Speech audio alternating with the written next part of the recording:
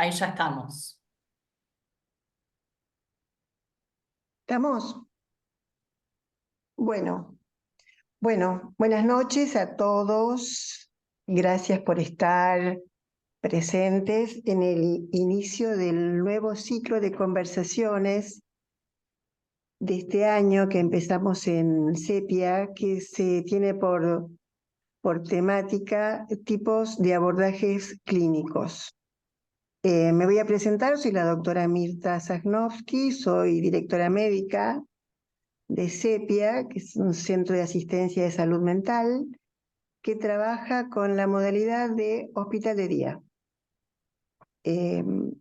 Formo parte de un equipo interdisciplinario donde trabajamos psicólogos, psiquiatras, talleristas de distintas áreas artísticas, enfermeras y una licenciada en trabajo social. Bueno, quiero agradecerle y darle la bienvenida al doctor en psicología Ariel Viguera, que tuvo la amabilidad de estar aquí con nosotros hoy, y, y dar pie a la licenciada Iris Taco, que es la coordinadora del área de docencia y de investigación, para hacer la presentación y coordinar luego los espacios de interacción, ¿sí?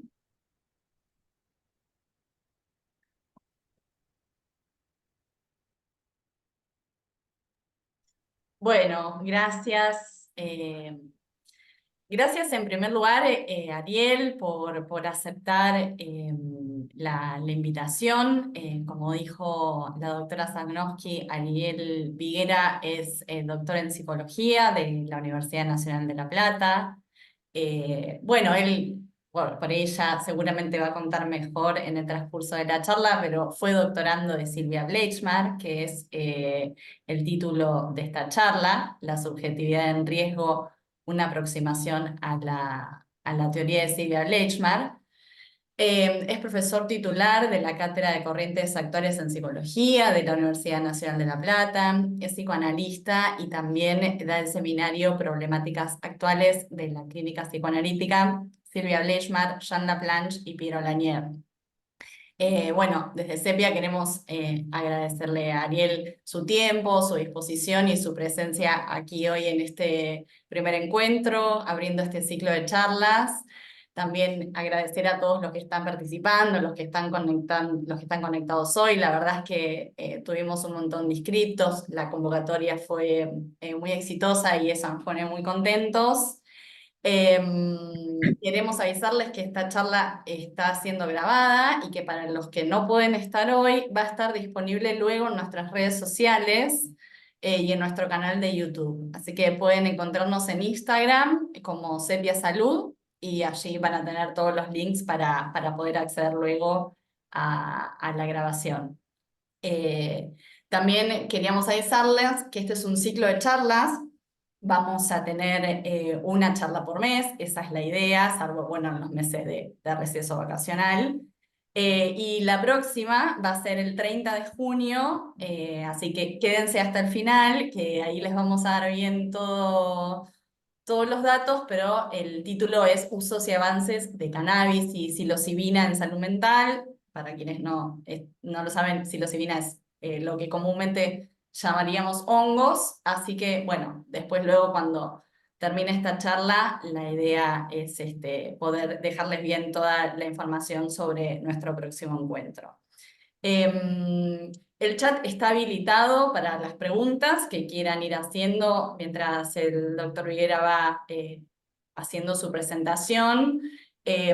Si en algún momento, Daniel, vos querés ir respondiendo a algo que vaya surgiendo, puedes ir respondiendo y si no, después al final hacemos alguna especie de resumen como para que evacuar las dudas que vayan surgiendo en el chat. Y también esperamos poder tener unos minutitos para que quien quiera hacer algún comentario, alguna apreciación, alguna intervención, eso esté disponible también. Así que bueno, arrancamos. Bueno, arranco tosiendo. Buenas tardes, muchas gracias por la invitación, muchas gracias Eli por la invitación. Eh, nada que agradecerme a mí, yo estoy agradecido de poder venir acá. Em, es un honor que me hayan invitado y para abrir el ciclo ya me recontra interesó en la temática de la segunda charla, así que es altamente probable que haga todo lo posible para estar presente. Me parece muy interesante eh, lo que están promoviendo. Bueno. Em, Antes que nada, yo diría que yo voy a usar una presentación, voy a compartir pantalla y voy a usar una presentación en PowerPoint, eh, fundamentalmente para no extraviarme, para seguir un hilo, no tanto, no está tanto destinada a las diapositivas, digamos, a comunicar contenido, sino más bien a sostenerme a mí en la locución y en cierto hilo. Em, Me pueden interrumpir perfectamente, yo no tengo ningún problema. Yo suelo estar atento a ver si en el chat hay comentarios y trato de verlos y puede que los incluya inmediatamente o que los deje para un ratito después, pero si alguien abre el micrófono y habla, no me va a perturbar en lo más mínimo, solo voy a buscar entre todas las pantallas a ver dónde está y listo. Así que bueno. Em, voy arrancando. Reitero mi agradecimiento porque para mí es muy importante cualquier espacio de trabajadores de salud mental en el cual yo pueda de alguna manera difundir y dar a conocer las ideas de Silvia Bleichmark, que como dijo Eli, no solo fue mi tesista, mi directora de tesis doctoral, sino básicamente mi maestra. Le debo gran parte de lo que soy, mi subjetividad profesional está organizada en función del diálogo y el vínculo afectivo que también que tuve con ella entre los años 1994 y 2007, año de su fallecimiento, y luego de su fallecimiento sigue siendo una interlocutora cotidiana, está en mi cabeza y para mí siempre es muy importante la difusión de sus ideas. De hecho, algo que podría comentar como para enmarcar ya el estilo de la presentación y que tiene que ver con mi propia subjetividad profesional, es que efectivamente cuando ella fallece, yo estaba haciendo una tesis doctoral centrada en un tema de tantos como cuando un tesista recorta un tema de investigación, una pequeña parcelita, dentro del desarrollo de un modelo teórico clínico que ella estaba llevando adelante.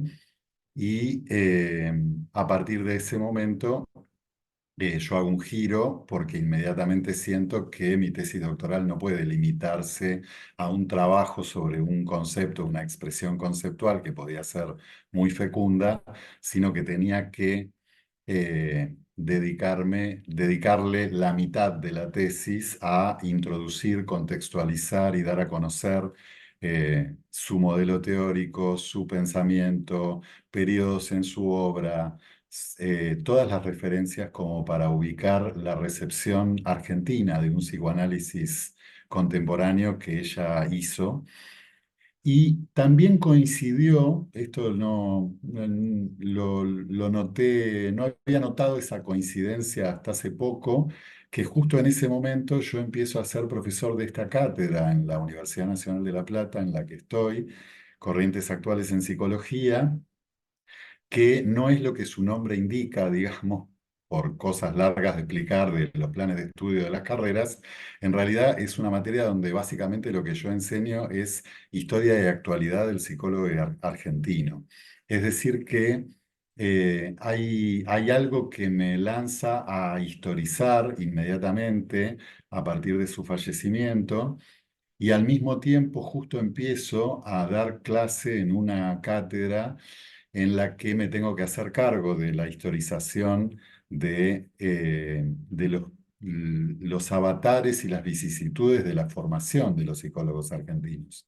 Con lo cual, eh, gran parte de lo que, o una parte importante de lo que voy a plantear hoy es desde esas coordenadas.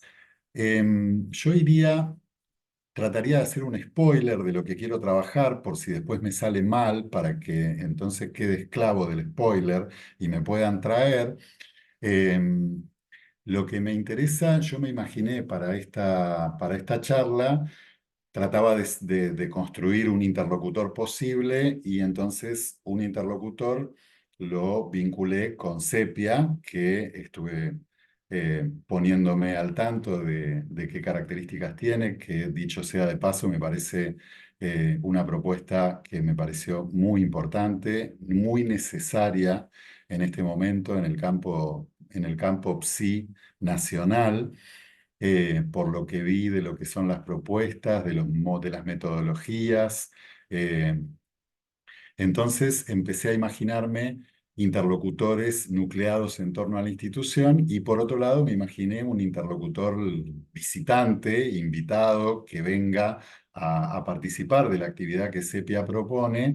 Entonces voy a tratar de ir llegando, ir haciendo un caminito inicial de cierta introducción y contextualización acerca del pensamiento de Silvia Bleichmar, pero enmarcado en por qué me parece importante transmitirlo, porque esto va mucho más allá de que haya sido con quien yo me formé, sino que tiene que ver con que me parece un insumo fenomenal y fundamental para el trabajo que tenemos que hacer hoy los trabajadores de la salud mental en este país, y en relación incluso a la historia del perfil del psicólogo argentino y de los trabajadores de salud mental.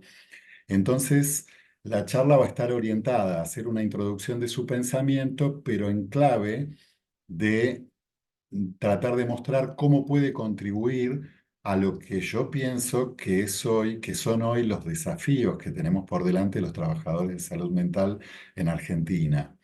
Entonces, para llegar luego de esa introducción, y espero que con un tiempo medianamente sustancioso como para seguir disparando cosas básicamente, eh, a plantear algo vinculado con el título, la subjetividad en riesgo, las subjetividades actuales, los modos de presentación del sufrimiento en la actualidad, y los dispositivos necesarios para abordar ese sufrimiento. eh, no me acuerdo exactamente si eran los tipos de ejercicio clínico o algo por el estilo, que fue anunciado en el inicio, pero orientado hacia ese lugar, hacia la segunda parte, digamos, de la charla, de modo tal de que puedan surgir preguntas vinculadas a ambos ejes que voy a tratar de vertebrar. Dicho toda esta introducción, voy a compartir el PowerPoint que me va a orientar en el recorrido. A ver si esto sale bien. Yo creo que sí. Voy a correr esto para acá. Bueno, eh, no quería dejar de que poner estas fotos de ella en el inicio. Y vamos a lo siguiente. Voy a arrancar con una frase muy sencilla que ella dijo el día que la conocí, es decir, el día que visitó por primera vez la Universidad Nacional de La Plata el 6 de agosto de 1994. Y entre las muchas cosas que dijo, dijo lo siguiente: yo intento pensar el psicoanálisis como una ciencia de mi tiempo. Aspiro a que algún día en el futuro, aunque uno no haya producido grandes cosas, si alguien encontrara algunas de las cosas que escribimos, piense que éramos gente digna, que podíamos decir cosas que podían ser revisadas por el conocimiento futuro, y que había cierta dignidad en nuestras preocupaciones. Bueno, acá estamos. Eso era algo que la caracterizaba, y es una de las razones por las cuales creo que es fecundo y vigente su pensamiento. Por otra parte, algo que también transmitía aquella vez era que su metodología de trabajo tenía que ver con lo que llamaba el pensamiento crítico, y lo definía como aquel que deja ver la forma en que marcha, los modos de producción de los interrogantes y la elaboración de las respuestas. No concibe resultados últimos y verdaderos, sino que los somete a revisión constante. Y acá ya voy introduciendo uno de los puntos principales que me interesa, porque me parece que la tarea principal que nos nuclea hoy en día a los trabajadores de la salud mental y particularmente a los psicólogos psicoanalistas, y digo psicólogos psicoanalistas porque es básicamente la identidad dominante en la historia de esta profesión en este país, lo cual a la vez, como saben, constituye un caso excepcional porque hoy en día la configuración de la formación de los psicólogos en Argentina es única. No hay otro lugar del mundo donde el psicoanálisis tenga la presencia que tiene. Y eso puede tener muchas ventajas, pero también algunas desventajas si no trabajamos con un pensamiento crítico y no hacemos una elucidación crítica de la historia, y si no tratamos de hacer trabajar, entre otros autores, a Silvia para estar a la altura del paso del tiempo y de las transformaciones en los modos de producción de subjetividad, entre otras cosas. Entonces, em, traigo esto como para hacer, digamos, si alguien está en esta charla y su acercamiento es muy introductorio a la obra de Silvia, lo que yo digo ya mismo es que no hay ningún problema en que me contacten, que me manden un mail, que me pidan lo que quieran, bibliografía digitalizada, orientaciones de lectura. Puedo tardar unos días en responder, pero para quien quiera introducirse y acercarse de cada una de las cosas que yo voy a ir planteando en esta introducción, que va a ser relativamente rápida, de cada diapositiva que plantee puedo ofrecer bibliografía y itinerarios de lectura. Lo que me pongo acá como recordatorio es enmarcar que el pensamiento de Silvia se podría caracterizar como una recepción argentina de un psicoanálisis francés contemporáneo. Esta recepción se produce fundamentalmente en la década del 70 por una vía que se ha caracterizado como la vía Althusser-Ciarreta, eh, y que es una vía alternativa a la vía a dominancia por la cual ingresó el psicoanálisis francés en Argentina, que tenía que ver con los grupos de estudio de Oscar Mazota, en los cuales también se tomaba el pensamiento de Althusser, que fue un faro del ingreso del estructuralismo en Argentina en la década del 70. Entonces, en aquella época había grupos de estudio que surgieron consecuencia de la dictadura del 66. Se lo llamaba la Universidad de las Catacumbas, porque era tal la cantidad de cosas y de maestros que había dando grupos de estudio luego de la cantidad de docentes que dejó cesante la dictadura del 66, que era prácticamente una universidad paralela. En esa Universidad de las Catacumbas había un personaje, Raúl Ciarreta, un filósofo sin título, igual que Oscar Mazota, que hacía una recepción particular de la obra de Althusser, combinado con la lectura de la obra de Freud, planteos epistemológicos de Gastón Bachelard, cierta relectura de la obra de Marx. Tenía un programa epistemológico que se podría denominar perfectamente el programa Ciarreta, y Silvia, eh, como muchos psicoanalistas argentinos que han marcado la historia del psicoanálisis argentino, como Ana María Fernández, ¿sí? Como muchos otros, pasó por los grupos de estudios de Ciarreta y heredó de ahí cierta metodología de lectura crítica, también algo parecido a lo que Ana María Fernández muchas veces nombra como lectura sintomal de las obras. Y lo que habría que agregar también es que a la vez Silvia hizo cierta recepción de los desarrollos de Jean Laplanche, fue discípula de Laplanche, hizo su tesis doctoral en el exilio durante la dictadura del 76, se exilió en México, hizo la tesis doctoral con Laplanche. Y de ahí es que podemos inscribir a Silvia en una suerte de movimiento intelectual identificado como poslacanismo argentino, ¿sí? Siguiendo una expresión establecida por André Green, constituido por un grupo de las primeras generaciones de discípulos de Lacan que a partir de la década del 60 van a tomar distancia y van a terminar configurando sin proponérselo un movimiento convergente del psicoanálisis francés contemporáneo que autores como Fernando Uribarri o Luis Hornstein van a caracterizar como poslacanismo argentino, ¿no? O sea, la recepción argentina de esos psicoanalistas franceses, eh, y también como un movimiento que se describió con la expresión ni sin Lacan ni solo Lacan, ¿sí? Y que fue popularizada particularmente por la revista Zona Erógena, en Argentina, una revista aparecida en la UBA.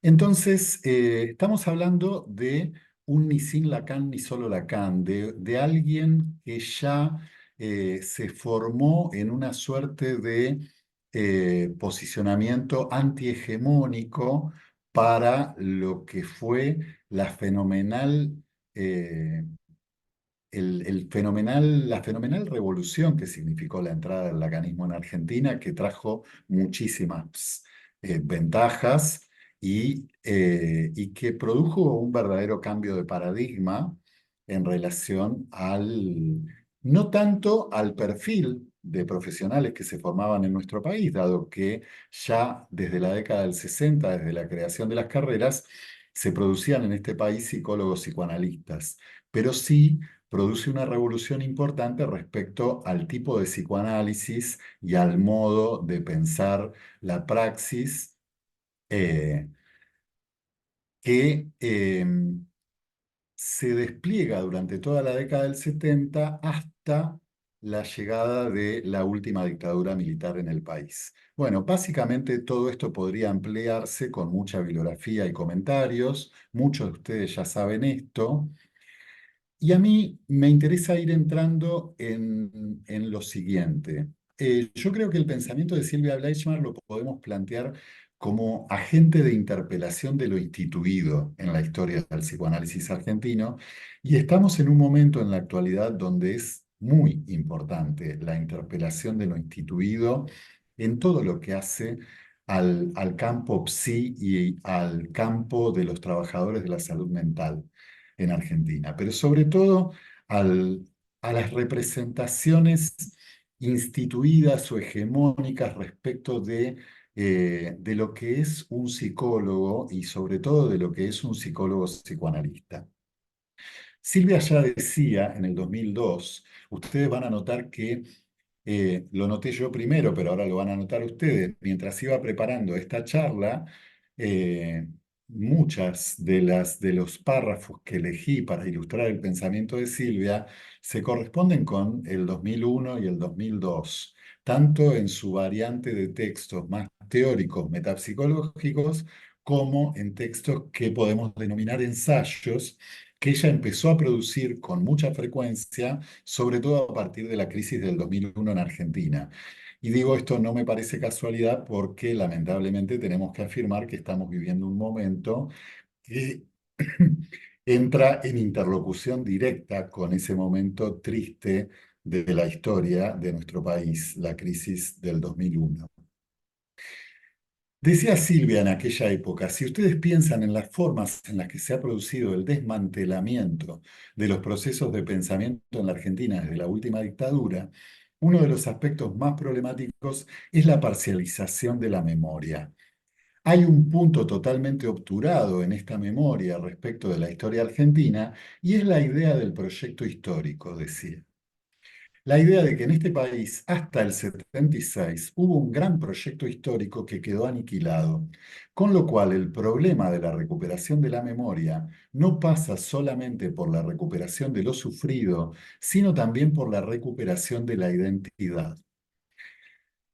Traigo esto porque no solo me parece muy potente y útil en sí mismo como reflexión sobre lo que pasó, sobre el daño fenomenal producido al tejido social argentino por el plan sistemático de exterminio genocida que llevó adelante la dictadura del 76, sino por cómo afectó al campo de la salud mental y, e incluso cómo afectó de alguna manera a las memorias y a las representaciones acerca de lo que puede ser las prácticas profesionales en salud mental, que también es un tema, espero que sea bastante conocido por ustedes, pero siempre me quiero asegurar de que sea visibilizado. Entonces, traigo esto no solo por lo que en sí mismo representa, sino porque me interesa hacer un cruce entre cómo la identidad del psicólogo psicoanalista argentino como trabajador de de la salud mental puede haberse visto afectado también por los efectos de la última dictadura. Y en ese sentido, para la recuperación de la historia para hacer trabajar la identidad, lo que hoy me gustaría empezar a llamar el existenciario del psicólogo psicoanalista argentino o incluso el existenciario de los trabajadores de salud mental, necesitamos de cierto ejercicio de recuperación histórico y de cierta puesta en memoria. De hecho, recién dije que justo cuando la revolución lacaniana estaba ingresando en Argentina, se produjo la última dictadura. Y esto no es un detalle menor para hacer cierto análisis de algunas cosas que habría que revisar. Avanzo. Acá traigo un autor de la sociología y con eso es todo un gesto que apunta a la recuperación de la interdisciplina en el campo de la salud mental. El autor es Daniel Feierstein y lo traigo para darle un poco más de forma, para enmarcar la idea de cuál es la tarea que a mí me parece central en este momento y volver luego a por qué puede haber elementos en la obra de Silvia Bleichmark, como en muchas otras obras y como en muchos otros autores de diversas corrientes del psicoanálisis argentino, que puedan servir de insumos para lo que necesitamos deconstruir y construir. Feierstein, ustedes lo habrán oído nombrar, hay muchas cosas muy importantes para leer y para tener en cuenta en el cruce con la historia de nuestra disciplina y de nuestra profesión, pero básicamente hay una idea que a mí me interesa traer para articular, que es esta.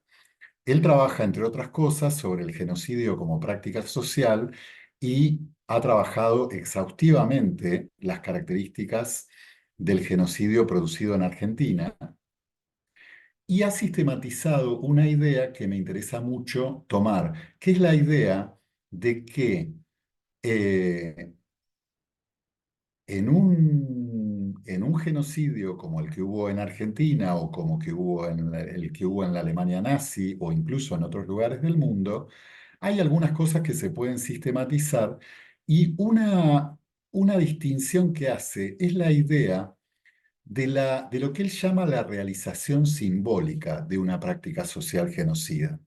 Digamos, la realización concreta es obviamente la eliminación o el exterminio real y concreto del grupo social que se ha construido como el otro negativo que debe ser eliminado, ¿sí? La subversión en la dictadura argentina, la fracción social que debe desaparecer.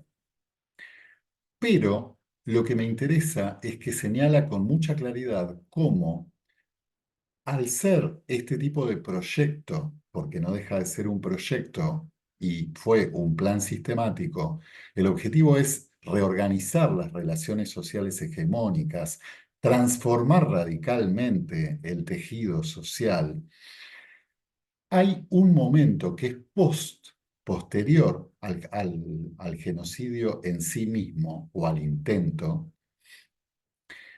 que es el que llama realización simbólica y que tiene que ver con los efectos que quedan, que siguen trabajando, ¿sí?, en el sentido común, en la historia y en la memoria del lugar donde ocurre la experiencia genocida, y que él llama realización simbólica.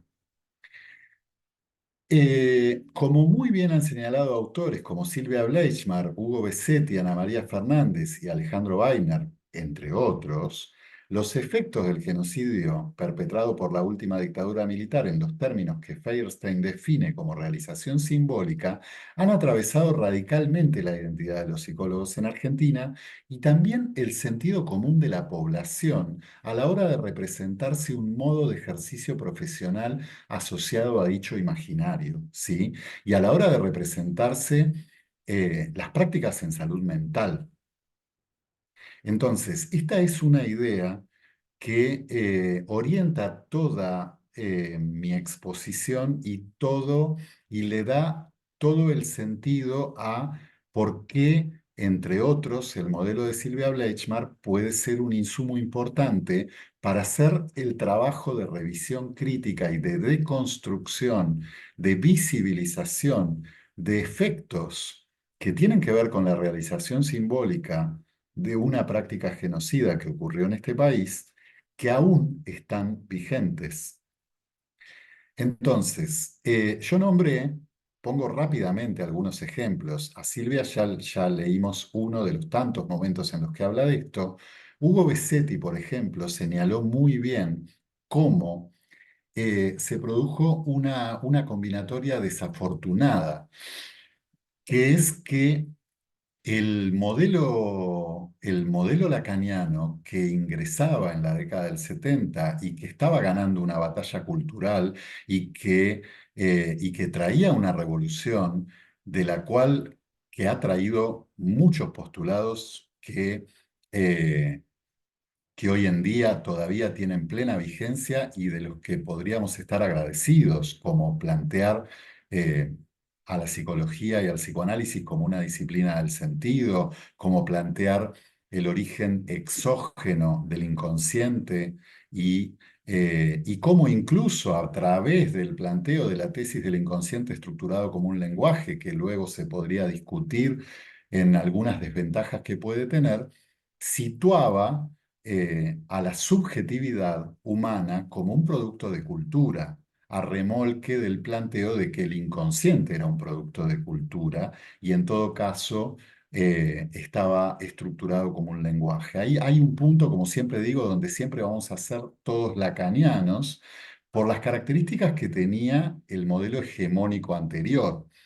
Ahora, Besetti señala muy bien cómo esa revolución es una revolución que consolida una variante, un modo de pensar el psicoanálisis y un perfil de psicólogo psicoanalista en Argentina que se queda sin interlocutor crítico, ¿sí? Porque la dictadura castiga de una manera fenomenal a todos, a una gran mayoría de los actores y de las prácticas del paradigma que estaba podríamos decir, en batalla cultural con este desembarco de una nueva propuesta que era la del psicoanálisis lacaniano. Besetti señala muy bien ese fenómeno. eh, Alejandro Weiner lo señala muy bien cuando plantea que los desaparecidos de la salud mental, además de los muertos, ¿sí?, son las prácticas. Ana María Fernández lo plantea muy bien y lo plantea, Ana María me parece la historia viva del psicoanálisis argentino y una referencia muy importante en este momento para hacer este trabajo que tenemos que hacer. Ana María lo plantea muy bien en muchos textos que ahora están compilados en ese último libro que sacó, eh, donde va señalando incluso cómo en determinados momentos ya empiezan a producirse representaciones de lo que es un psicólogo psicoanalista que empiezan a ya no estar al servicio de una revolución en conceptual y práctica, sino que empiezan a obturar la posibilidad de pensar sobre objetos absolutamente inéditos que el campo psi argentino necesitaba pensar. Me refiero, un solo ejemplo rápido, a cuando ella cuenta, por ejemplo, en un texto de 1999 sobre psicoanálisis y dictadura, a cómo cuenta cómo en determinados momentos hubo un psicoanálisis que le costaba, que terminaba pensando que las abuelas y las madres de Plaza de Mayo estaban capturadas en una suerte de duelo patológico que no podían elaborar, cuando en realidad lo que estaba sucediendo en ese momento era la imposibilidad de cuestionar que esas categorías establecidas por el psicoanálisis no estaban a la altura de dar cuenta de un objeto completamente excepcional, ¿sí? Lamentablemente excepcional, como era pensar la elaboración de una desaparición. Del mismo modo que el psicoanálisis argentino tuvo que producir y hacer trabajar los conceptos existentes para poder pensar los impactos en la subjetividad de los hijos apropiados durante la dictadura, porque en ningún libro de ningún autor de ningún país iba a encontrar una bibliografía específica sobre esa interpelación que la clínica traía a remolque de lo más triste de la excepcionalidad de la historia de este país, y volvemos otra vez a la dictadura. Entonces, lo que me interesa trabajar es que me parece muy importante que la tarea que tenemos hoy es la de interpelar las representaciones instituidas, ¿sí? Y, y por supuesto que lo que más, obviamente que lo que más puede ser objeto de interpelación es una representación del psicoanálisis hegemónico, pero me interesa hacer un disclaimer en ese sentido porque no me interesa cargarle la culpa al psicoanálisis lacaniano, ni mucho menos. Me parece además que en todo caso el psicoanálisis lacaniano en este momento finalmente está revisando críticamente, o por lo menos hay cada vez más sectores que están interpelando desde adentro, en todo caso, a alguna variante muy hegemónica que, así como en ese momento no podían pensar que aparición con vida y castigo a los culpables era una consigna política y simbólica de las madres y las abuelas, y no un síntoma de un duelo patológico, que así como en esa época no podían pensar eso, hoy en día hay una serie de cuestiones que les está resultando difícil todavía problematizar y que tienen que ver con los modos de producción de subjetividad actuales, y con la necesidad de revisar de manera urgente algunas conceptualizaciones que no estarían siendo inclusivas para los existenciarios actuales y para pensar los modos de sufrimiento, con lo cual podrían caer de alguna manera en cierta patologización. Pero me parece que de todos modos es una tarea que todo el campo psi argentino tiene que darse en todos los frentes. Y por eso traía esta articulación. Entonces, algo que me interesa revisar y señalar es la importancia de hacer un proceso de vigilancia epistemológica, intentando revisar todos los que son sentidos coagulados que sobredeterminan las representaciones identitarias sobre cómo podemos llevar adelante nuestro trabajo, ¿sí? Y que suelen aparecer como relativizando, obturando, peyorizando la posibilidad de salir de ciertos moldes que están demasiado reforzados por la historia, de alguna manera, o por ciertos efectos de la historia. Otra manera de plantear este problema, y esto que el núcleo de lo que estoy poniendo en esta diapositiva está tomado de una psicoanalista lacaniana para cumplir con esta idea de, de que no me interesa de ninguna manera que la culpa caiga sobre el movimiento lacaniano, sino en todo caso sobre cualquier posicionamiento dogmático o que por hegemónico pierda la capacidad de autocrítica. Eh, Esta psicoanalista que estoy citando se llama Coti Alfei y trabajó muy bien en las redes sociales, básicamente, y creo que también lo escribió en algún texto, esta revisión crítica, por ejemplo, sobre un sentido de estos que yo digo que están coagulados, que es en los modos de pensar la neutralidad política del analista, y donde digo analista, digo trabajador de la salud mental, más allá de que otro de los sentidos a deconstruir es que hay, lamentablemente, algunas posiciones en psicoanálisis que se desvinculan identitariamente de ser trabajadores de la salud mental. Hay un síntoma problema que es un caso ejemplar del tipo de objeto que me parece que tenemos que revisar, y es la desvinculación identitaria del psicoanalista respecto del psicólogo. Esto es un efecto de la realización simbólica de la práctica genocida, ¿sí? La desvinculación identitaria del psicoanalista respecto del psicólogo, a veces de la salud mental y siempre de la política. Si como psicólogos psicoanalistas nos consideramos trabajadores de la salud mental, va de suyo que hay una posición política que nos atraviesa. Podemos asumirla o negarla.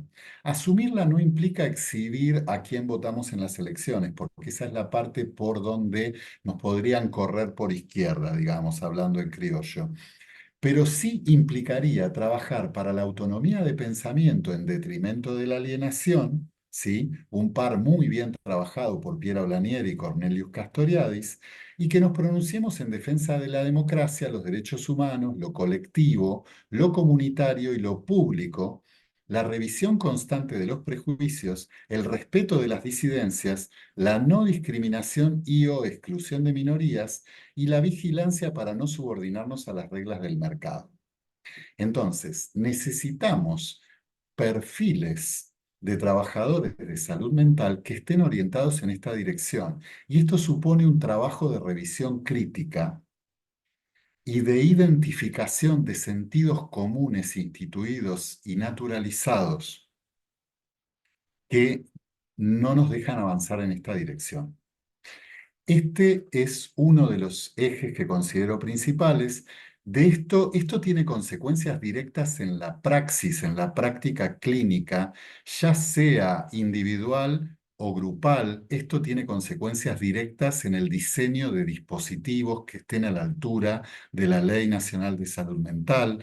Esto tiene consecuencias directas en el tipo de propuesta que le hacemos al otro humano que viene a buscar que lo ayudemos con el sufrimiento y con los modos en los que se le presenta el sufrimiento. Con lo cual, esto tiene que orientar una revisión de los modos de ejercicio en todos los ámbitos. Y ahí, entre otras autoras, es donde Silvia tiene mucho para aportar. Un último comentario en relación a a dónde enmarco, a por qué enmarco la fecundidad del pensamiento de Silvia en relación a la tarea que me parece que tenemos hoy como responsabilidad. Es un juego que hago con un librito de Ana María Fernández que me encanta, que es ese librito donde ella trata de teorizar sobre un tipo de subjetividad relativamente actual, lo que lo llama jóvenes de vidas grises, y que a mí me pareció que era genial para establecer un paralelo con este perfil que necesitamos cuestionar. Ella dice, hablando del objeto que se propuso de alguna manera sistematizar en el libro, que en los jóvenes de vidas grises las intervenciones apuntarán más a las operatorias específicas de los posicionamientos fantasmáticos que en función de los agrupamientos sintomáticos, ¿sí? Está hablando del tipo de clínica que le parece, el tipo de intervención clínica que le parece que necesita ese tipo de subjetividad, ese tipo de padecimiento subjetivo. Y de paso está corriendo el eje de la versión más clásica del psicoanálisis que se orienta específicamente por el síntoma. Se trataría, dice, de modalidades existenciales que estarían desplegando un tipo particular de estilística de la existencia que estila hacer lo que se espera, vivir en lo que es vivir con lo dado, y dice, y pone un ejemplo, si sigo la norma de lo que es de uso, no me equivocaré ni seré criticado. Y le llama a esto sobreconformidad o conformidad sobrante o plusconformidad. Bueno, pueden ir a leer ese librito entero, se lo podrían devorar si no lo leyeron nunca o tal vez se lo saben de memoria. Yo rescato mucho de este aporte de Ana María, por un lado que abre hay muchas intervenciones de Ana María que van corriendo el eje de una clínica demasiado homogénea, de una psicopatología demasiado estructuralista, de un estilo de intervención demasiado orientado por el develamiento de una supuesta verdad inconsciente, eh, de un estilo de intervención necesario que lea y escuche lo que además le pone nombre, modalidades existenciales. Hago un spoiler, a mí me parece que es muy importante que uno de los puntos centrales que podemos trabajar a partir del modelo de Silvia, y también lo encontramos en las teorizaciones de Ana María, es precisamente que necesitamos de herramientas teórico-clínicas que se orienten al trabajo sobre el existenciario, sobre la subjetividad, ¿sí? Sobre el yo, lo prohibido, ¿sí? Otro efecto de la revolución lacaniana, lamentable, desafortunado, porque todo eso tiene que ver con el enemigo público de Lacan, el psicoanálisis del yo norteamericano, que nunca fue que nunca tuvo mucha presencia en Argentina, toda la cuestión adaptacionista, la psicología del yo y la idea de que estaban al servicio del establishment. Pero bueno, todo eso peyorizó la posibilidad de trabajar sobre el yo y recién Piera Olanier fue la primera hereje que armó una metapsicología del yo que merece ser revisitada y puesta a trabajar. Y hay en Silvia también una metapsicología del yo que podemos hacer aparecer y hacer trabajar porque es clave no para dejar a un lado el trabajo sobre el inconsciente, como lo digo siempre, el inconsciente, el trabajo sobre el inconsciente es algo que está tan arraigado en nuestra identidad y en nuestra formación, que es algo que va de suyo. Estamos permanentemente al acecho y a la espera de las formaciones del inconsciente, pero tenemos un área de vacancia y una fragilidad subjetiva como profesionales en la formación, en lo que hace a herramientas para pensar el yo, el preconsciente, la subjetividad, el existenciario, la construcción, los posicionamientos identitarios y los modos en los que el sufrimiento actual en la actualidad se presenta localizado, si tuviéramos que traer un gráfico, en esas zonas, ¿sí? Y en las relaciones de esas modalidades existenciales con el mundo exterior, con las significaciones imaginarias sociales, diría Castoriadis, con las expectativas del otro, ¿sí? Y también con el enemigo íntimo que puede ser el sistema inconsciente, por supuesto, con el superyo, con los ideales. Y ahí es donde hoy en día hay que hacer trabajar y producir teoría y herramientas que se desprendan de esa teoría para la clínica de todas las modalidades actuales en las que se presenta el sufrimiento. Y eso requiere de una transformación radical de la representación de cómo es el trabajo del psicólogo, del psicoanalista, ¿sí? Del trabajador de la salud mental. Y eso supone la revisión crítica de un perfil demasiado pasivo, demasiado silencioso, demasiado sujetado, ¿sí? A esto que dice Ana María hablando de estos jóvenes. Es decir, lo que yo traigo acá es que podemos superponer con esta descripción de Ana María, podemos poner ahí como sufriendo, ¿sí? Al perfil, a cierto perfil eh, de psicólogo psicoanalista a cierta representación hegemónica, ¿sí? Que está muy sujetada a seguir la norma de lo que es de uso para pertenecer y para estar a la altura de lo que es psicoanálisis y no quedar por fuera, porque ese es otro efecto, otro efecto adverso, ¿no?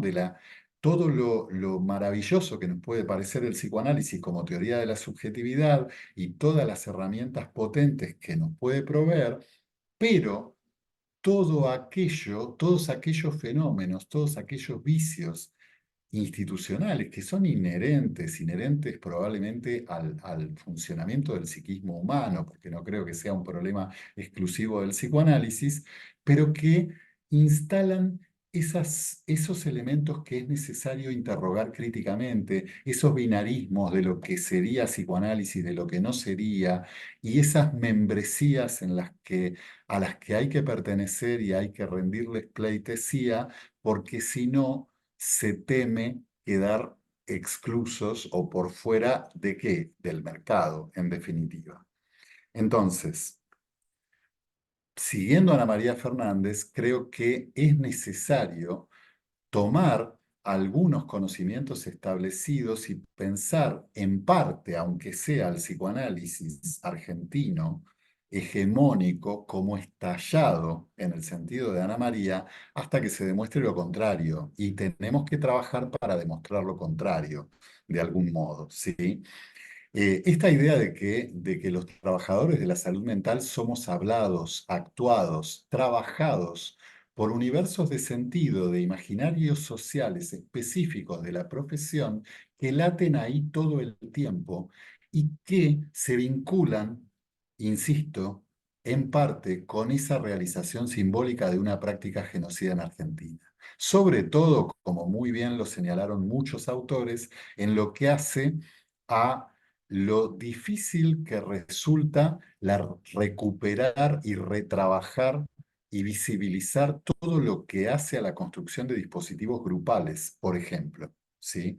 Con lo necesarios que son en este momento, sin que queden por fuera del psicoanálisis o sin que queden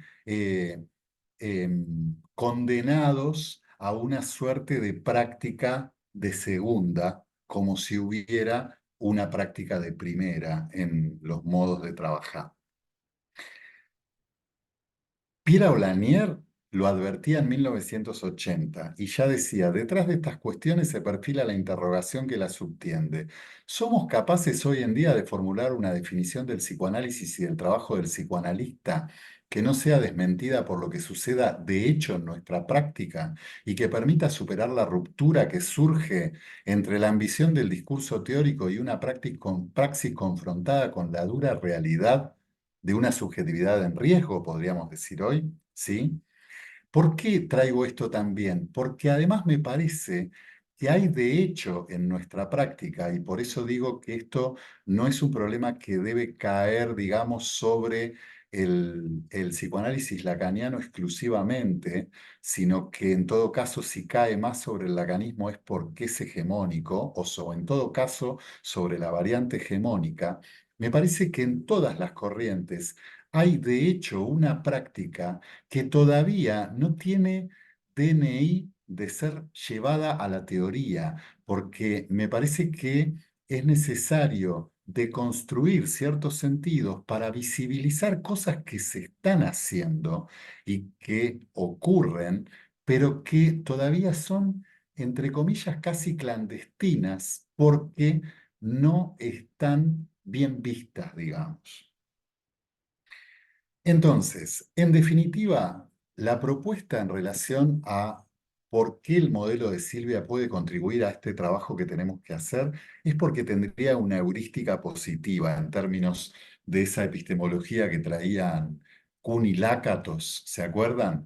Porque ¿qué era la heurística positiva? La heurística positiva era si un determinado modelo científico tenía cierta capacidad de si el modo en que estaba armada la red conceptual tenía la capacidad de alojar a las anomalías que tenían que ver con problemas que podrían venir, en nuestro caso, de la clínica, que declaren inmediatamente como obsoleto algún concepto que podía estar incluso en el núcleo duro, en el hardcore, ¿sí?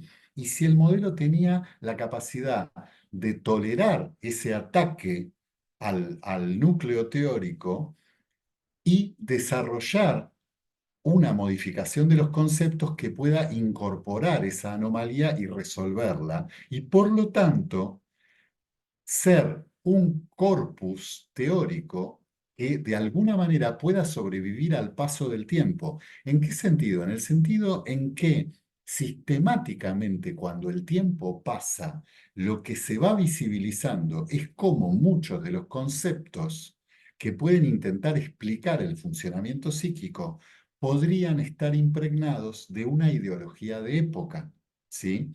Y esto ya se lo ha señalado con muchísima claridad, por ejemplo, Paul Preciado al psicoanálisis hegemónico en esa alocución de noviembre de 2019, que si alguien todavía no la leyó, por favor, no, que no llegue el día de mañana sin que le dé una lectura en diagonal, ¿sí? Respecto de cómo toda una epistemología de la sexualidad no deja de ser política y no deja de ser una construcción de época y no deja de ser una jaula. Entonces, eh, la propuesta es que hay ciertas características del modelo de Silvia que no la dejan exenta de que la hagamos trabajar y sufrir en cierto sentido, que es lo que ella decía y quería que hiciéramos con su obra, ¿sí? Porque por supuesto que uno revisa la obra de Silvia y hay muchos elementos que necesitan ser reposicionados e incluso puede haber algunos elementos que devengan obsoletos, ¿sí?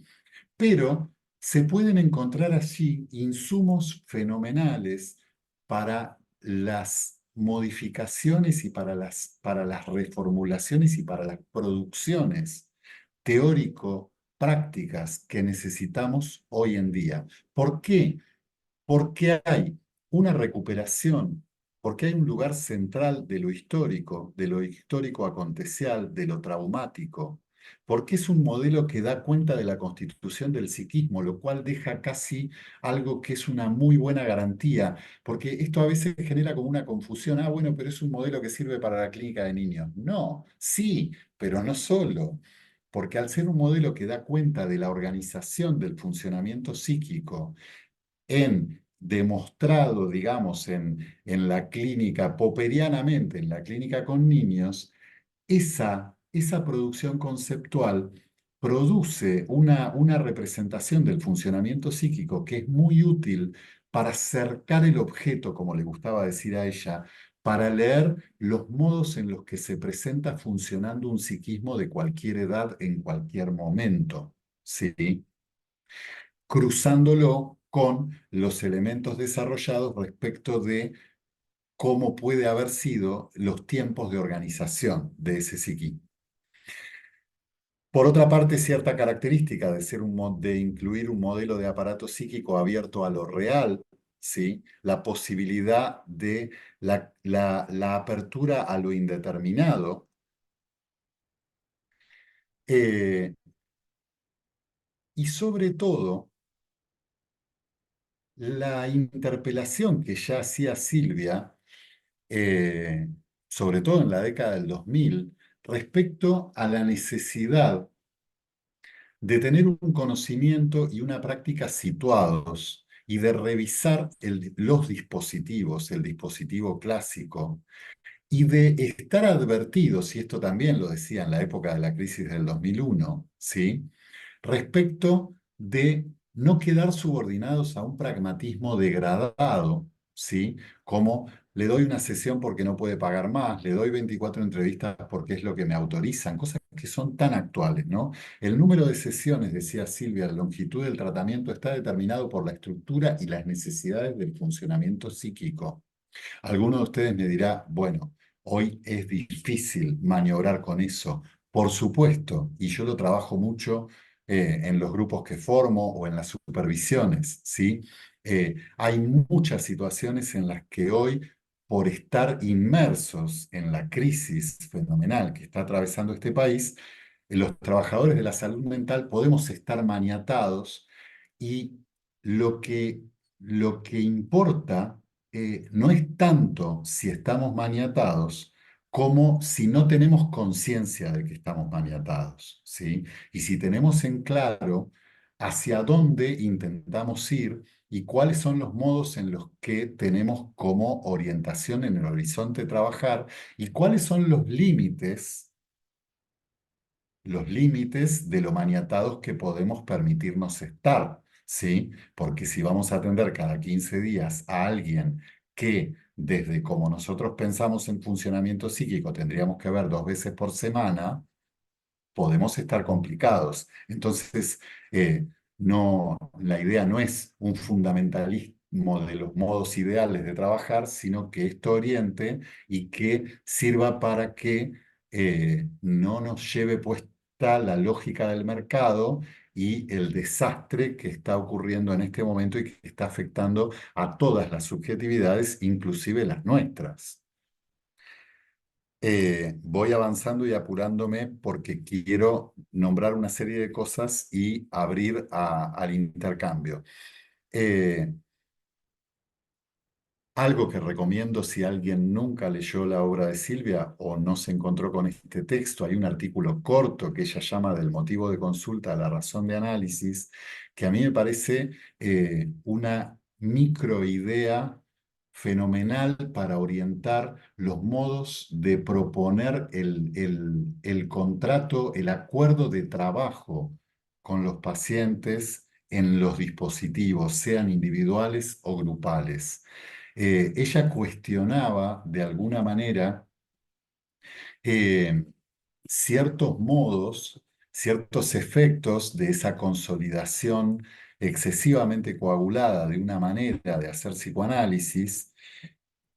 Decía que, y mostraba cómo se habían cargado mucho las tintas sobre la idea del trabajo con un inconsciente que ella decía que terminaba siendo como resubjetivado por accidente por el lacanismo hegemónico, ¿sí? Como reificando tanto ese inconsciente trascendental y peyorizando tanto todo lo que tenía que ver con el yo y la subjetividad como, entre comillas, basura imaginaria, que se producía un efecto contraproducente para el mismísimo proyecto lacaniano en su originalidad. Esto ya en el 2001 lo señalaba, lo criticaba y empezaba a proponer acordar, construir con los pacientes un trayecto inicial que ella llamaba del motivo de consulta a la razón de análisis, donde lo que más me importa transmitir es que ella se proponía una interlocución eh, con los pacientes que implicaba la construcción de una representación sobre el sufrimiento que los había traído a consulta y y cierto acuerdo sobre los núcleos principales o ciertos modos iniciales, al menos de nombrar por qué efectivamente era necesario que se lleve adelante un trabajo. Y por lo tanto, dejaba instalada una dimensión donde paciente y analista conversaban con frecuencia acerca de el trabajo conjunto que estaban llevando adelante. Si ustedes revisan la obra de Pierre Blaniet, hay mucho de esto también a su manera señalado en algunos pasajes. Pero Silvia lo planteó con mucha claridad, solo que esto quedó muy, muy poco visible en la obra. Ay, acabo de ver que hay algo en el chat. A ver si lo puedo abrir. Y justo se me trabó el mouse. Ahí está. 5 minutos nada más. Ya estamos 8:10 y queríamos dejar, aunque sea unos minutitos para el intercambio. Bueno, entonces sí, por favor. Yo pensé que íbamos hasta 8:30, por eso estaba tratando de redondear. Bueno, abrimos ya. No, si te querés redondear, decir algo más, o sea, te avisaba nomás como para que tengas en cuenta el tiempo, Bueno, porque como no tengo el papelito para pasarte personalmente con la mesa de congreso, te mandé ahí un mensajito directo. claro, era el papelito. Menos mal que vi el intercambio del chat. Bueno, entonces, bueno, como verán, vamos a hacer una cosa. Como verán, ¿cómo seguía el recorrido? Trabajaba del motivo de consulta a la razón de análisis. Fíjense, de un texto cuyo nombre es Clínica Psicoanalítica ante las catástrofes sociales, traía la importancia del trabajo sobre la subjetividad y cómo piensa este modelo la subjetividad, que tiene que ser un concepto que tiene que estar incluido en la metapsicología psicoanalítica, igual que el de identidad, igual que el de género, sin tanta explicación ni tanto permiso, ¿sí? El trabajo sobre lo traumático y la importancia del trabajo resubjetivizante y de las intervenciones subjetivantes en los dispositivos individuales y grupales en la clínica. Iba para ese lado. eh, los modos en los que ella pensaba la relación entre el aparato psíquico y la realidad, algo más sobre el traumatismo, características del aparato psíquico, pero quiero ir a una para cerrar, que es esta. Vamos a, para cerrar y abrir, ¿sí? Ella decía en el 2006 en un video que lo pueden ver en YouTube que es imperdible, ¿sí? En las jornadas del campo Psi en Rosario. Ella decía, no se trata de hablar de nuevas patologías, pero sí de tener en cuenta las nuevas formas que tienen los destinos del deseo. En definitiva, la psicopatología es la relación entre el inconsciente y las posibilidades que le da cada época histórica a la resolución de las tensiones del deseo. ¿Sí? Si quieren, además, sustituyan inconsciente por subjetividad o existenciario y no dejándolo fuera al inconsciente, ¿sí? Silvia decía que el inconsciente era parasubjetivo y que atacaba permanentemente a la subjetividad desde un externo interno, ¿sí? Entonces, ¿qué está diciendo?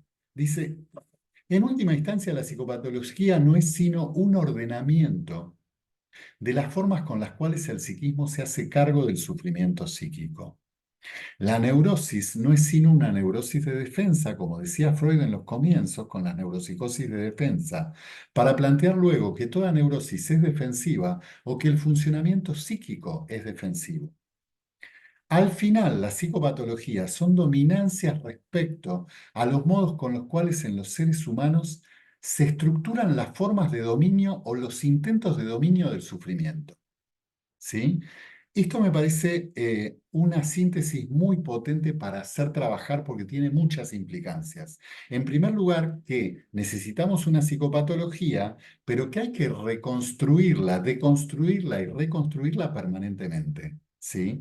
En segundo lugar, que la psicopatología también es un producto histórico y lo que me interesa mucho es que ella pone en el centro que lo que puede orientar la escucha de los profesionales de la salud mental es el intento de escuchar cómo sufre y de qué se defiende esa subjetividad y lo que ella llamaba acercar el objeto, escuchar el funcionamiento de ese psiquismo, escuchar cómo está organizada esa identidad, cuáles son los elementos centrales que sostienen ese existenciario, esa subjetividad, identificar qué es lo que está atacando ese posicionamiento cómo se está defendiendo o cómo intenta defenderse o cómo fracasó la defensa, por eso nos consulta, y en función de eso diseñar los modos de intervención idóneos para entrar en una dupla de trabajo con el paciente para tratar de otra vez intentar dominar ese sufrimiento. Abrimos porque no quiero quedarme sin la posibilidad de dialogar. Aclaro que yo me puedo quedar unos minutos tranquilo acá conversando. O sea, hasta que no me cierren el boliche, yo me quedo. Abrimos si alguien quiere hacer alguna pregunta, algún comentario.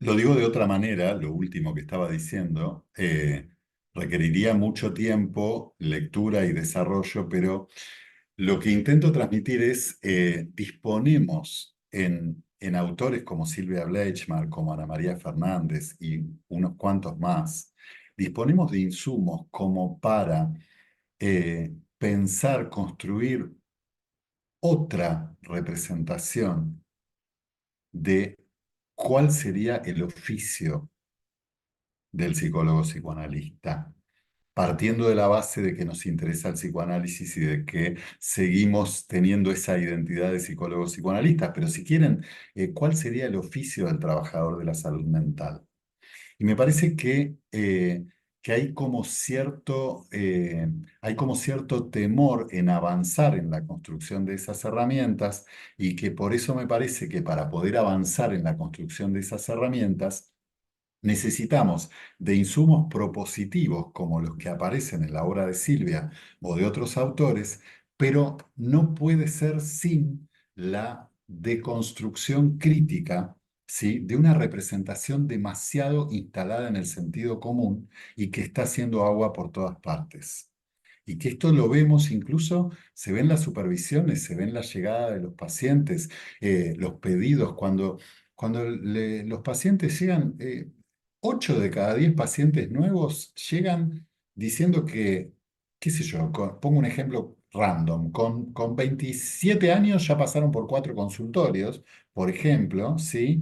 O llegan porque sí, me pasó tu nombre porque yo pedí finalmente a alguien que hable, que piense conmigo, que yo sepa cuánto tiempo van a durar las sesiones y que converse y consensúe conmigo cuándo me va a aumentar. Invento, ¿sí? Sí, una consulta. Yo estaba pensando, Ariel, mientras te escuchaba, por ejemplo, recordaba algo una distinción que hace Silvia Bleichmar entre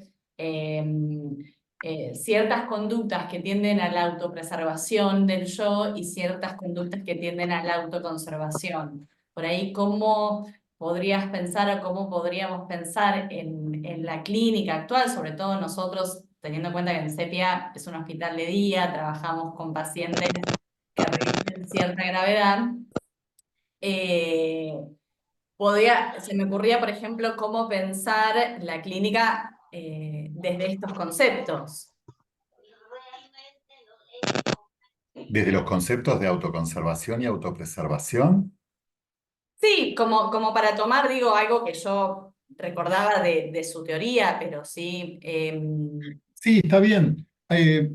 Perfectamente, podemos. Hay una de las cosas que hay que revisar críticamente respecto de pacientes graves, por llamarlo de un modo sencillo, entre comillas. Uno de los grandes problemas es que cuanto más grave el paciente, más pasivo, en principio, el trabajador de la salud mental, porque a ver si con el modo de intervenir desorganiza más y organiza y no puede contribuir a la organización, digamos, ¿no? Primero hay que demoler, digamos, ciertos sentidos, porque está bien, es algo que puede ocurrir, pero no es necesario tanta abstinencia y tanto silencio y tanta cautela en las intervenciones, ¿sí? Y eso puede ser, a veces, podés estar cumpliendo con el imaginario y asegurándote que no cometés el error, porque además hay una representación de nuestro trabajo que está demasiado construida por la negativa, por lo que no tenés que hacer, por lo que no, que no, que no, que no, para pertenecer a la representación, ¿no? Que idónea. Entonces, es más peligroso lo que terminás produciendo por cautela y abstinencia o permitiendo que se reduplique, ¿sí?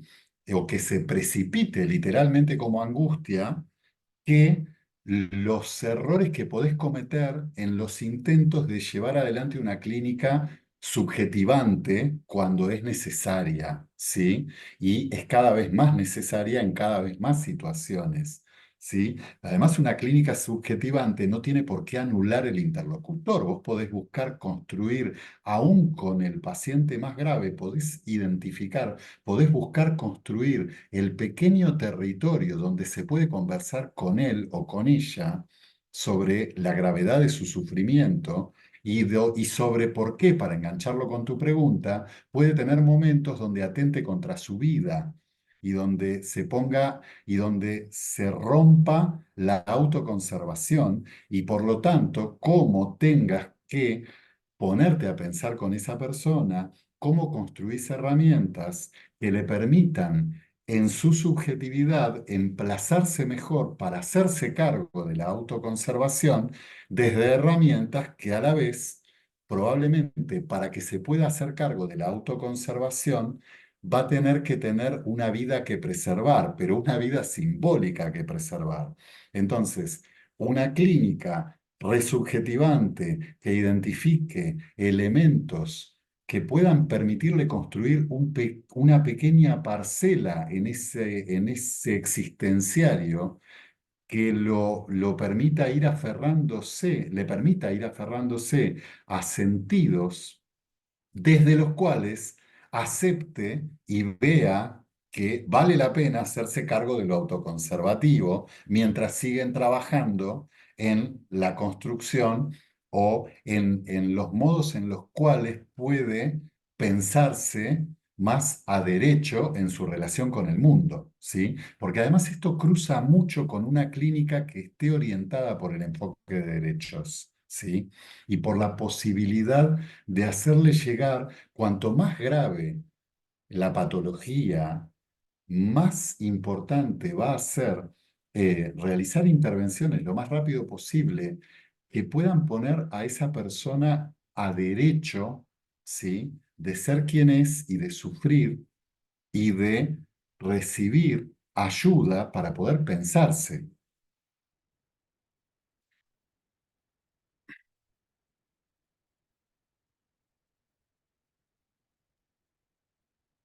Bueno, si alguien que tiene alguna pregunta, algún comentario, si no, porque estamos ahí muy, un poco jugaditos con el tiempo, si no, Qué pena, me da pena porque pensé que iba a llegar, me representé otro tiempo. ahí Natalia Otro. levantó la mano. A ver, adelante. Hola, buenas noches, ¿qué tal? Em, Hola. yo pensaba un poco en relación a todo lo que hablabas, para relacionarlo con la clínica y en relación a un caso específico em, de las infancias trans, en relación a las infancias trans, por un caso en particular en donde escuchaba a la mamá el otro día y me decía de que ella había consultado con anterioridad y, y bueno, la psicóloga le había dicho eh, que bueno, que esto era algo que eh, la verdad que me da cosa nombrar lo que digo porque me parece que no me podía creer cuando me lo contaba. Que eso era algo que ella lo tenía que mantener de la casa puertas para adentro. Eh, de si quería eh, eh, un niño que nació varón, pero que se autopercibe como niña y que le gusta jugar con las muñecas y pintarse y ponerse polleras y peinarse. Y bueno, ante la consulta de la mamá, esta había sido la respuesta de la psicóloga. Que era necesario esto, que lo mantuviera de puertas para adentro de la casa y que de puertas para afuera se siguiera comportando como un niño. Eh, Fingiera demencia, ya que está de moda. Fingir demencia.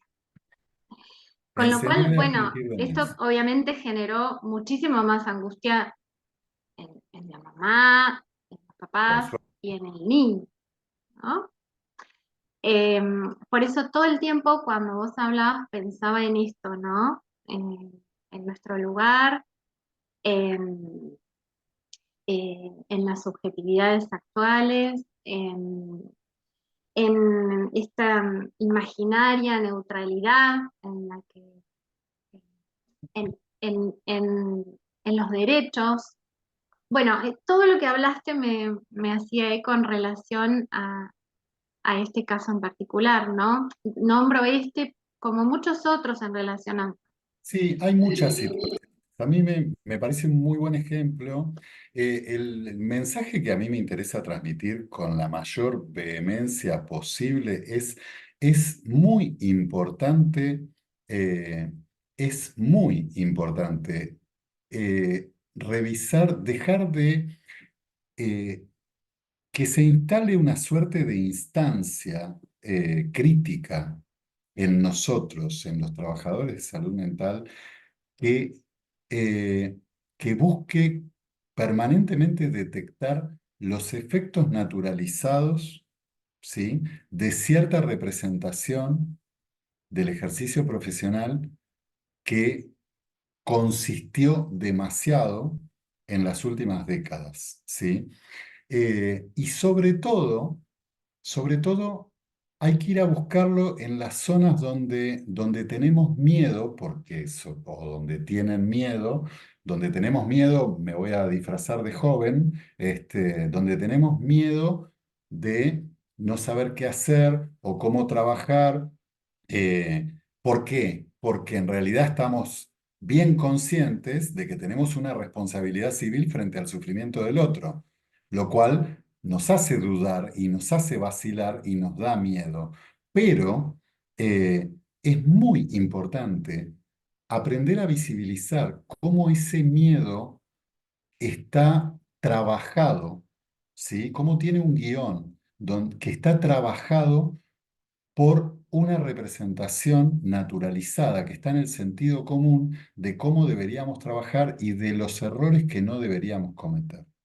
Y en ese sentido hay que empoderarse al máximo y para eso me parece que autoras como Silvia pueden ser muy útiles porque hay que empoderarse al máximo en la necesidad de construir otra representación del oficio, ¿sí?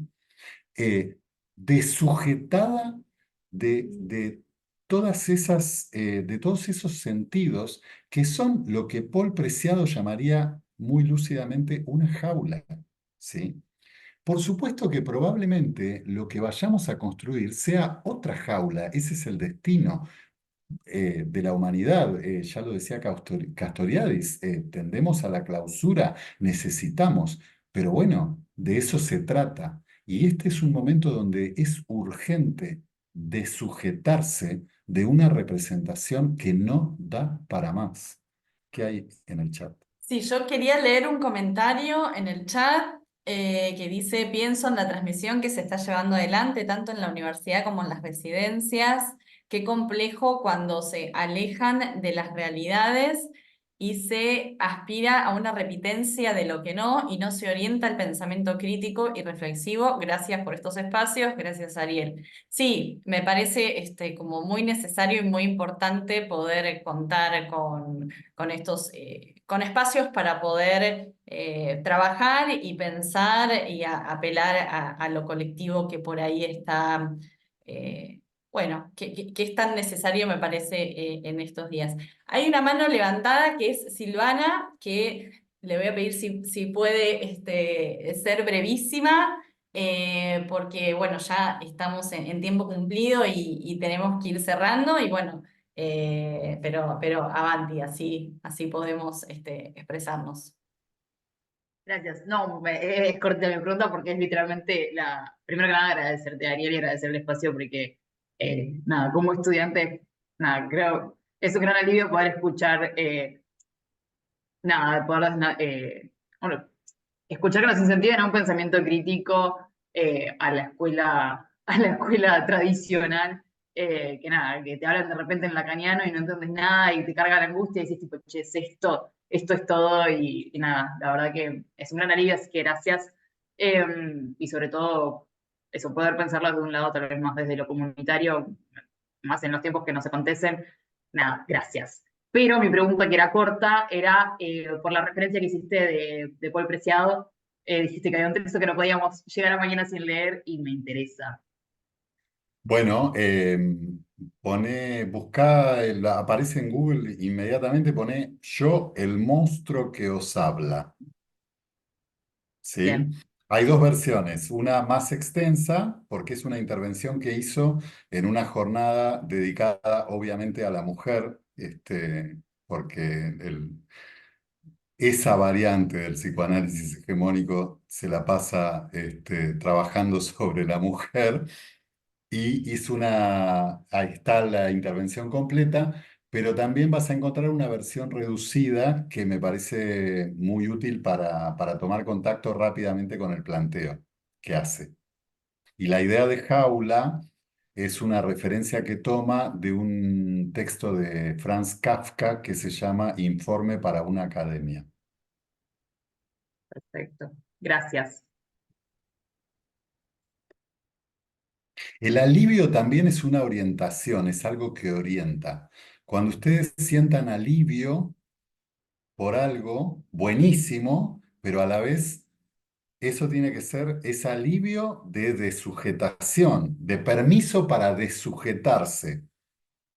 Entonces, obvio, ¿no? No te estoy interpretando, sino aprovechando el ejemplo porque así hay que rastrearse, digamos. Ay, me alivió tal cosa. Ah, te alivió. Entonces, ¿de qué te alivió? ¿De qué te tenía maniatado? ¿Y por qué eso te tenía maniatado? ¿Y eso de dónde viene? Gracias, Ariel. Bueno, muchas gracias. Bueno, si hay que cerrar, cerramos. Sí, hay algunos comentarios más. El taller muy rico, realizo en la T, me sirve todo el aporte de construcción de lo instituido. Gracias Ariel, gracias Ariel por ayudarnos a seguir pensando en nuestras propias representaciones como trabajadores de la salud mental. Sí, tenemos que ir cerrando. La verdad que da para quedarse charlando, pensando y reflexionando, pero bueno, a veces también el tiempo es tirano. Muchas gracias, Ariel, por tu tiempo, por tu dedicación. Muchas gracias a todos los que participaron. Después, el que la quiera ver la charla va a estar subida a YouTube. Bueno, invitarlos a nuestro próximo encuentro, que es el 30 de junio, también jueves a las 19 horas, para hablar sobre usos y avances de cannabis y psilocibina en salud mental. Es una charla que va a estar a cargo del doctor Antonio Katsigianis. Así que bueno, si se inscribieron a esta charla y dejaron su mail, seguramente les esté llegando la invitación. Muchas gracias por todo y seguro que hasta la próxima, porque seguro que va a haber una próxima. Buenísimo, buenísimo. Así avanzo un poco más con algunas herramientas. Y anotame para la charla esa que me Por interesa. supuesto. Dame un recordatorio. Hasta la Bueno, próxima. muchas gracias. Gracias a todos. Chao, chao. Chau, chau.